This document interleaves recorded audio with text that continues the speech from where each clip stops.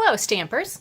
Welcome to Make a Card Monday. Today I decided we would do a new technique on a card and that's the background that we're going to do here, and that is actually made with markers and just a clear block. So are you ready to learn how to do it? Let's get started. So in order to make this card, the pieces of cardstock that we're going to need, we're going to start off with a piece of rose red cardstock that is 11 by 4 1/4. Okay, we're simply going to take it, we're going to fold it in half to form our card base, and then we just are going to use one of our bone folders to rub along there to make it a nice crisp crease. Okay, then we're going to need a piece of elegant eggplant cardstock, and this one measures 5 1/4 by 4, and we're just going to take our snail adhesive, put it along the 4 edges, and we're going to layer it right on top. Okay. Our next layer is a piece of Whisper white cardstock, and this one is going to measure 5 by 3 3/4.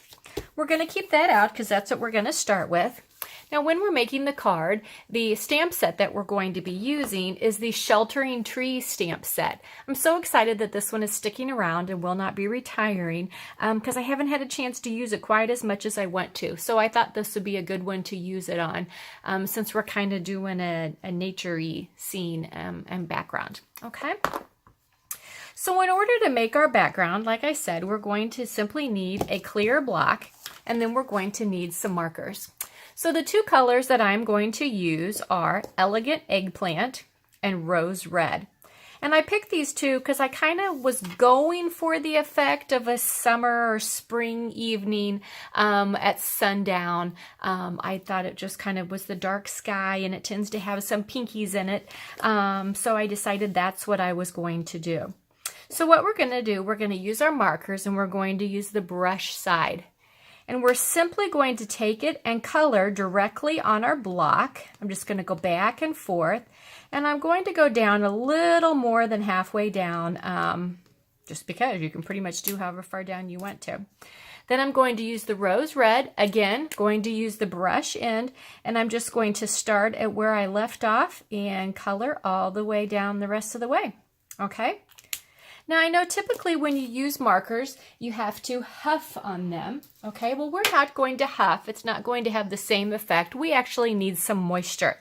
So we are going to use one of our Stampin' Spritzers. Okay, and what these are is they come in a package of 2, and you take the lid off, and that is just like a squirt bottle. Okay, so all you have to do is unscrew the lid, and you can put either water or alcohol in it, whichever you prefer.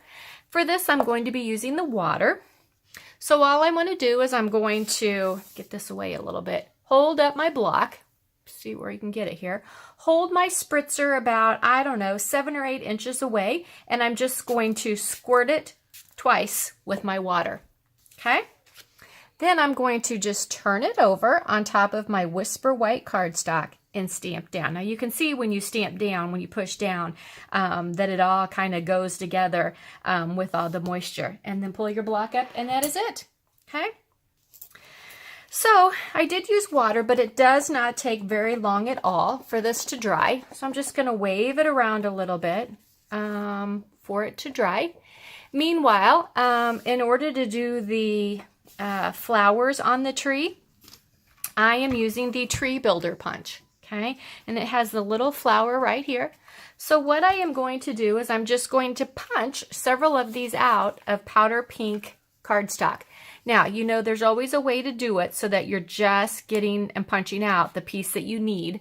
Okay, so you just put your cardstock in enough to cover that. Go ahead and squeeze, and there's the flowers. Okay, now because I want them to kind of stand out a little bit, I'm actually going to be crinkling these. Okay, so I just punched out a few ahead of time, and I'm just going to take them in my fingers and kind of squish them up a little bit, wad them up. Then I'm going to undo them. Okay, let me come a little bit closer so you can see. So I'm just going to kind of wad it up like a paper wad in there. And then I'm going to unfold it a little bit. And then it's ready. And sometimes the paper gets a little hard to do, so you have to add your nails in there and kind of help it a little bit to crinkle it. Because sometimes the cardstock kind of has a mind of its own. but I'm just going to do that and wrinkle up these flowers so that they have a little bit of a pop to them, so they stand out a little bit. Can't get this one undone here. There we go. Do a couple more here. I don't know why I didn't do these ahead of time, but that's all right. Okay, so now what we're going to do, push those aside.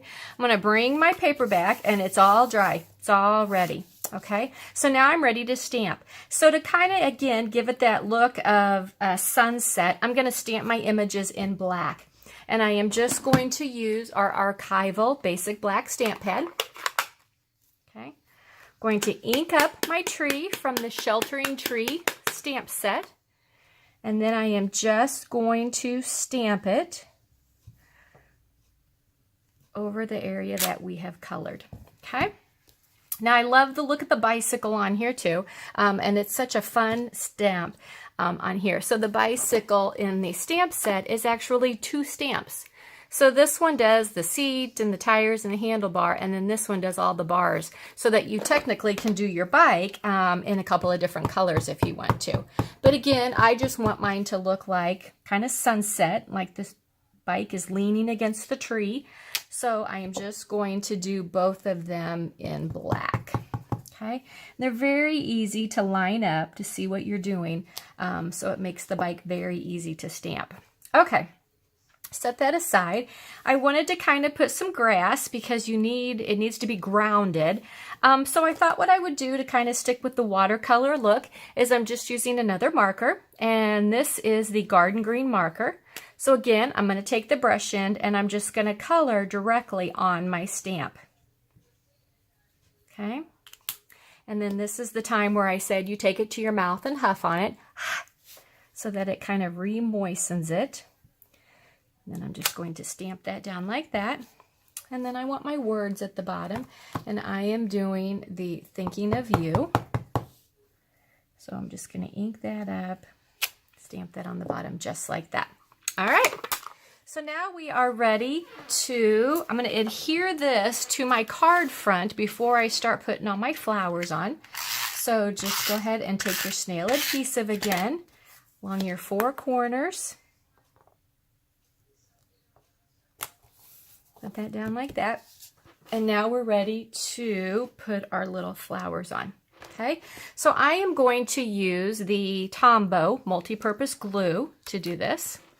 And I'm just going to put a few little dabs. Remember, with the Tombow, it doesn't take much glue, especially with these little bitty flowers. Just going to do that. Open up my flowers. Put them on the little dabs of glue.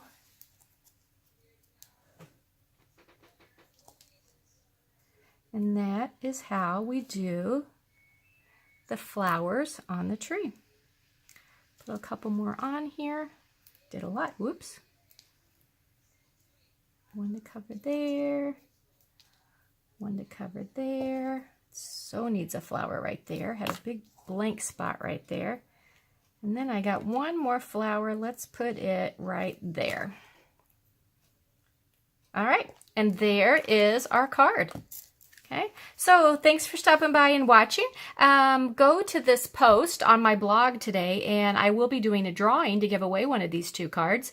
And I hope that you liked the stamping with the block, with using the marker on there. And if you make some projects, I'd love to see them. Thanks for stopping by.